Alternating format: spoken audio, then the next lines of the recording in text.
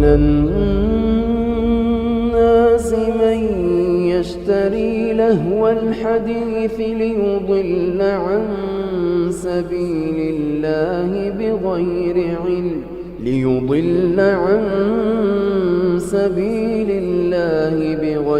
علم ويتخذها هزوا أولئك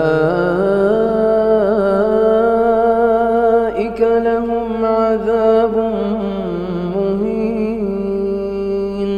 وإذا تتلى عليه آياتنا ولى مستكبرا كأن لم يسمعها كأن في أذنيه وقرا فبشره بعذاب أليم. Everybody likes music. Everybody enjoys music. Everybody enjoys singing and dancing and being cheerful. So why would someone say it's haram? It's very simple. To know the ruling over something, we have to go back to the Quran and Muslim. We are Muslims. We have to go back to the Quran and to the Sunnah. Do we get our religion from out of the Quran and Sunnah? No. If you go to the Sunnah, the most authentic book for Muslims, any Muslim Sunni, you would ask him, you would say Sahih al-Bukhari. This is the most authentic book on earth after the Quran. And in Sahih al-Bukhari, the Prophet ﷺ tells us that there will be people of my ummah making haram things halal. And they would make adultery, fornication. They would make silk. They would make consuming intoxicants, khamr, and music instruments halal.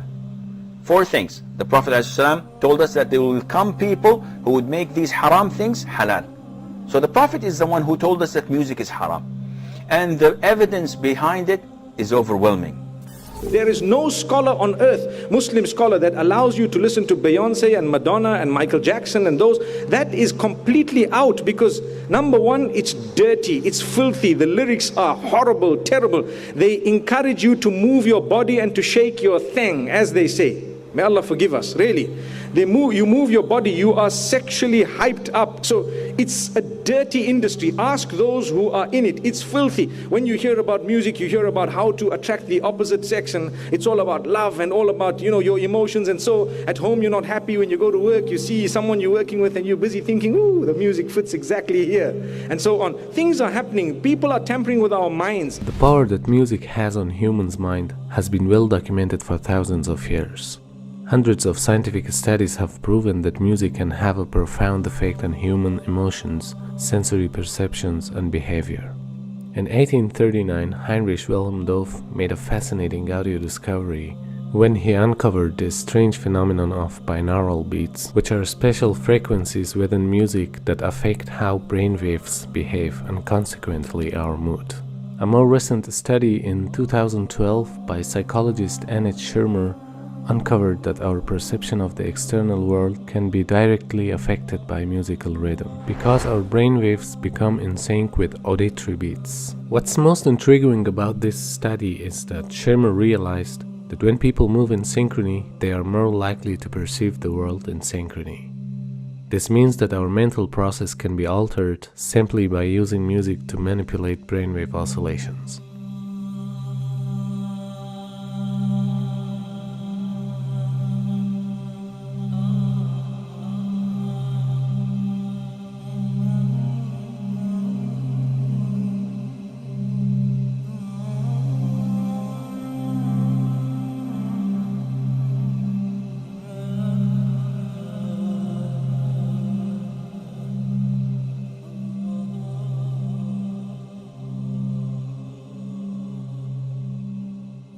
Music touches the limbic system, or the emotional system of our brain, which actually, though slower than other parts, can overwhelm all of the other parts.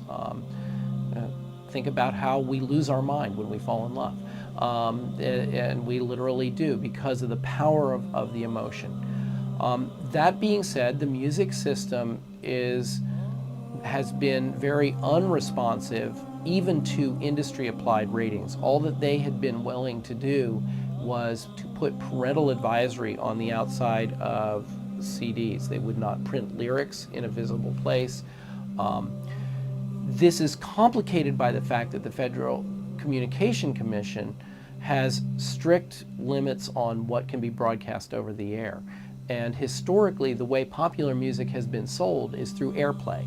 We can't expect a system to be put together that will perfectly protect us. We need to protect ourselves. We need to be aware that these media change us and affect us. And we need to actively understand what they're doing, how they're doing, and make choices of whether we want that to be done to us. I think nowadays music is probably one of the easiest means to lose your moral sense. Music is audio pornography today. That's what it is. It's explicit, it's shameless, it's vulgar, it takes your sense of humanity away from you, it makes you look at women as objects, worse than animals. And these people are talking about women like they're talking about, an animal, really. And when you constantly, listen to garbage like that, then you get deviated. And you don't find pleasure except in disobedience to Allah, and that's a sign of a sick heart. Oh yes, and music is a whole another area that employs these techniques. Popular music, all popular culture, movies, TV, music, they carry messages, and it's not just entertainment. Entertainment is not value-free. It has ideological content. It presents a worldview that influences the people who are watching or listening. So we've got this disconnect, thinking that entertainment is harmless when it's the most important delivery system of propaganda, because it influences people without their conscious awareness, and that's the ultimate in controlling people in society, is to do it without them being aware of it. Now, you can't even listen to the lyrics because they're so disgusting, right? They are so filthy. And Fakhruddin al-Razi, in his commentary, says about the verse in the Quran where shaitan, that you will try to seduce them with your voice, he says by giving them foul lyrics that their children will memorize and repeat. That's in Mafatih al-Ghaib. That was in the 13th century.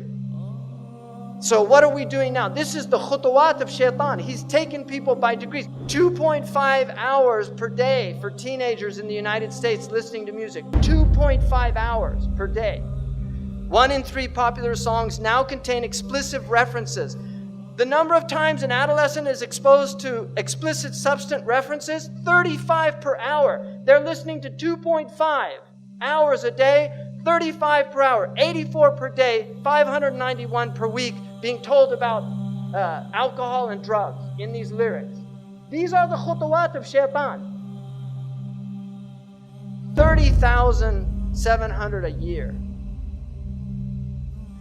References to drug or alcohol in songs. Pop, 9%. Rock, 14%. Hip-hop, R&B hip-hop, 20%. Country, 36%. Rap, 77%. And we've got all these kids listening to rap. This is what they worship, these Satanists. Baphomet. If you notice, he's androgynous. So it's a male-female mixture. Also making these signs. You see the signs he's making using this sign because 11 is the devil's number. Because 11 is 1 beside 1. In their numerology, they use 11 a lot. And they like multiples of 11. 11, 22, 33, 66. They like these multiples. In their magic, they know the secrets of numbers. And so they use numbers. The Prophet ﷺ, when they used magic on him, they blew on 11 knots. 11 uqda. And this is why the Mu'awwidhatayn has 11 ayahs, because it protects against their magic. So this is real stuff, people. I'm not making this up. This is real stuff. You can see Madonna imitating here Baphomet, right? Because she's one of them, and she's a numerologist. She is a numerologist. She practices numerology. Lady Gaga's got tens of millions of followers. So the devil has plenty of followers on Twitter. Now this man over here, LaVey, started the Church of Satan. He wrote a satanic Bible And he explained that that symbol that they're all doing, that symbol, he said, was a curse symbol of devils. That's the way they put curses on people. And you've got people at rock concerts, they're all doing it, thinking it's cool. Marilyn Manson was a follower of Anton LaVey. He has tens of thousands of people go to his rock concerts. He has them openly denounce God. Openly. He says, I want you all to reject God tonight. And they all do it. So this is real stuff, people. He's very committed to this. He's a minister in the Church of Satan. And they use music. Because music is fitna. It's enticing. It sucks you in. You like it. It's enjoyable. Now, here's Miley with her little horn hair. Right? What is this? She had millions of followers of little kids in America, and this is what she turned into. And if you look, you see, where did she get that? Kali, a demon from the Hindu tradition of destruction, because this is a destroyer of the innocence of youth. She has literally, she's possessed by Kali. And she couldn't stop putting her tongue out. She was even asked, why do you do that? She said, I feel compelled to do it. Because this is who's really moving things around, Kali, a demon. If you notice, they use also backwards. It's haram to recite the Quran backwards. This is well known because in magic, they recite things backwards. Aleister Crowley taught them to learn how to talk backwards. John Lennon actually knew how to speak backwards. There's recordings of him speaking backwards. And they do backmasking on their albums where they actually play things in reverse. Led Zeppelin, followers of Aleister Crowley, did this on one of their albums. So you're getting literally magical messages. I think that we all, as artists, because we're highly sensitive people, and this machine around us, this so-called music industry, is such a demonic thing. It sacrifices people's lives and their essences. The number one problem in Hollywood was and is and always will be pedophilia. That's the biggest problem for children in this industry. The casting couch even applies to children. Oh yeah. Not in the same way. It's all done under the radar. Nobody talks about pedophilia. It's the big secret. And it's widespread? Oh yeah. Now, but didn't you release a CD like almost 10 years ago? Yeah, I mean, I released a gospel record when I was 15 because I grew up in, a household where all I ever did was listen to gospel music, and my parents are both traveling ministers, and so I kind of sang about, what was going on in my life at 15, and that's how I got introduced to the music industry. Because I swear I wanted to be like the Amy Grant of music. Yeah. But it didn't work out, and so I sold my soul to the devil. I sold my soul to the devil. I know it's a crack deal.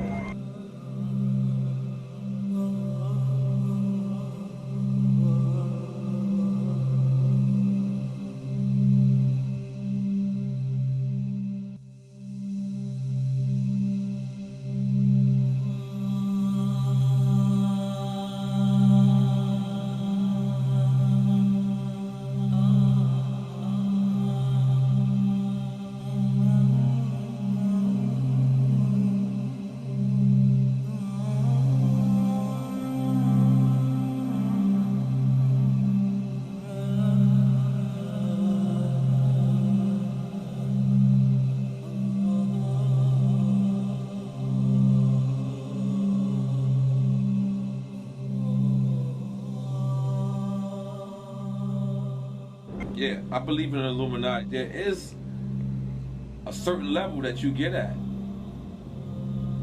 that you can't go no further unless you're aware of certain things. And I'll leave it at that. You know what I'm saying? There's a certain level that you get to, that there's a door that you have to walk through. And it's on you to walk through that door. And once you walk through that door, it's no coming. If your ultimate goal is to be famous, then you're gonna do a lot to get there, like sign your name in blood in a contract with the devil. Like you're gonna end up on a one-way street and it's going nowhere. Like that's just the truth. I've seen so many people like forsake their moral code and their value systems just for a little bit of fame, and it's not worth it at the end of the day. It's really not worth it. I swear to Lucifer. I swear to Lucifer.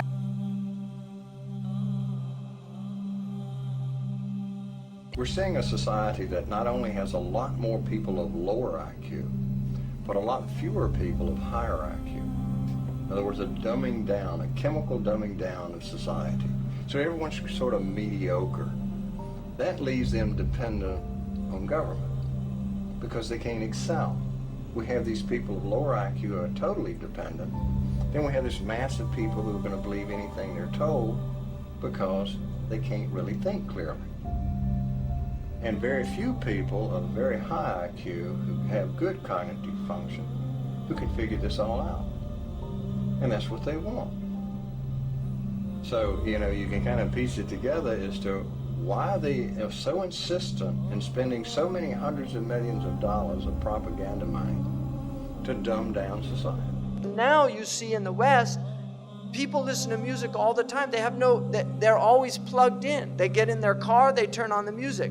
They walk, they put in their earphones and they listen to their music, and people have long playlists. They spend a lot of money on these things, and so they're lost. They don't have free time to think anymore because their lives are filled with sound. So the demons have immense tools that they've never had before, and they're using them very effectively.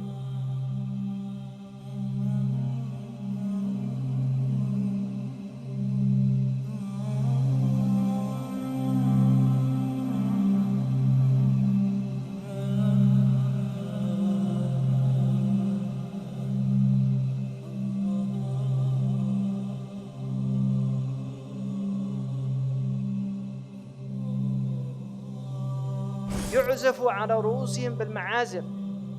Musical instruments will be on their heads. How did he know about that? That's what it says. I didn't make that up. It says they'll have ma'azif, على رؤوسهم ma'azif. On their heads are musical instruments.